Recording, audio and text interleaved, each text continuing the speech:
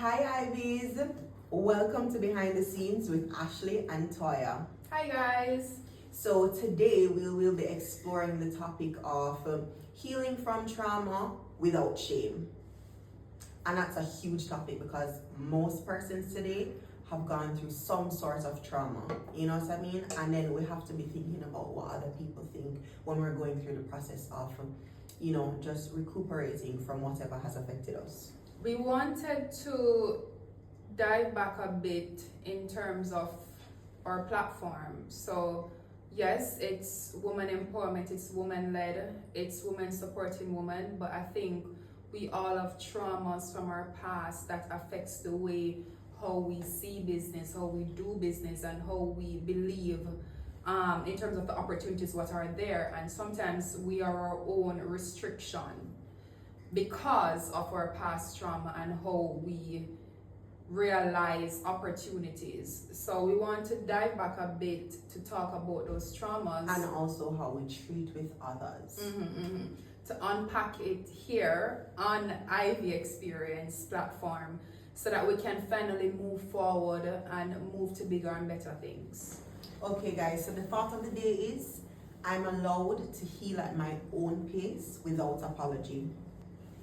The process of healing is never something that is a straight road, and Ashley has always communicated that listen, you're gonna have your ups and downs, and it's okay that even though you're on the road, you can fall off and then still pick yourself up and continue with that healing process.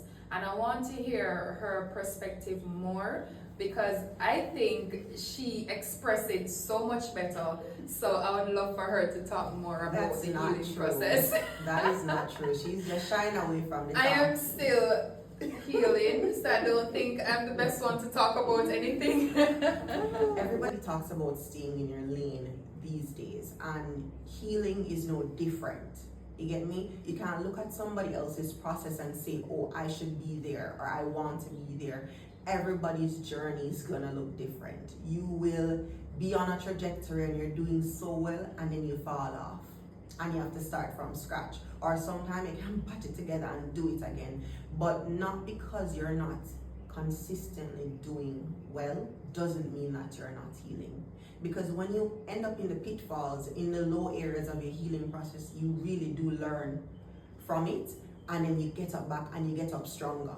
You get what I'm saying? You don't really get up back at the same place. You get up stronger because you've learned from falling down and getting up again. If you're healing and you recognize that your healing is slow, sometimes it's better for you personally because of how you are. You get me? Sometimes when you rush through the process because you want to get to point A or point B, you recognize that the healing process was never really complete and that you end up going back and doing the same thing that caused you trauma before because you never allowed the process to happen naturally. As for me, when it comes on to healing, I am the type of person that puts it off for later.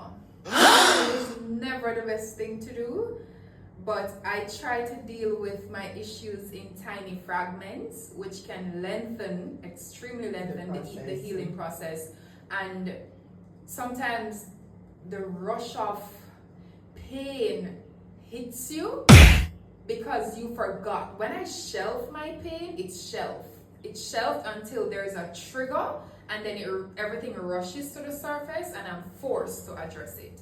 So I think it's definitely something I need to prioritize. Healing is something that we all should prioritize and not shelve for any long period of time. Yes, I know life is life and I know there are still responsibilities, but I believe just every day you can do small things to move you from where you were before to, in terms of the trajectory, to move you to a better place with small, just little tiny things, whether it's in increments. So whether it's doing breathing exercise, trying to breathe out the trauma, probably can do some yoga stretches, no matter how small it is, for 5 minutes. And that would have been you trying to let go of that trauma day by day by day by day. So I feel like with maturity, I've tried to deal with my issues a little bit different. I get people involved in it a little bit less because I just feel like sometimes healing is a process that you need to do alone. I'm gonna explain that a little bit more because I know people might bash me for saying that.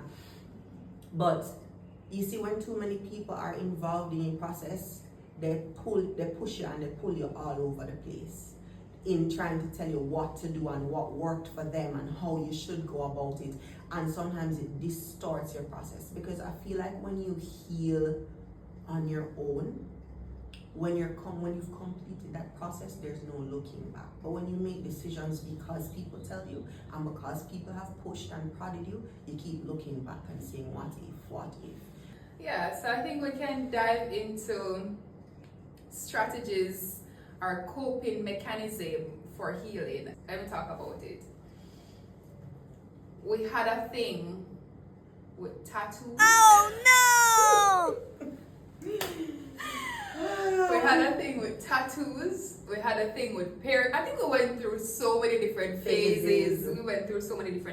And I think the more I looked back, being the age that I am now and the knowledge I would have gained, I'm like, was I doing this because, I genuinely wanted to do this, or was this a reaction from something else? I feel like when I look back at it, I think for myself personally, it was like a quiet rebellion because growing up, I grew up by myself. I have only siblings, but I lived with my grandparents and I never had the privilege to really do a lot of things. I never used to go to like after school fetes and those little things. I feel like once I started to get like liberation from being older, I just started to do whatever I want to do because, I'm big now and nobody can tell me and I'm just gonna do it. You understand what I'm saying? When I think back at it, I think a lot of it was just, as I say, a quiet rebellion because what I did then, I wouldn't do now, but I still wouldn't take back what I did then because it has helped to shape who I am now. I think for me, I have a fixation with pain. So when I went into my phase of tattoos and body piercing, it was really for the pain. So I think the physical pain kind of numbed the pain that I was feeling on the inside. I just had to feel something physical as a distraction from the emotional pain that I was feeling. This affected my entire life, and let's talk about it in business. I had to struggle to be confident because again of the traumas and of how I just saw life, and there are times when I wake up and I just feel like, God, I think I don't need to be here. How does this mindset affects my growth, affects the business that I'm trying to build, affects the people who are relying on me? It does, and it does also affect heavily the energy and the work that you put in if you're feeling so low on that day or for that week or for that month. It does affect the business. Okay, so basically we're going to talk about from surviving to thriving. What can you say about that? I think my life, in terms of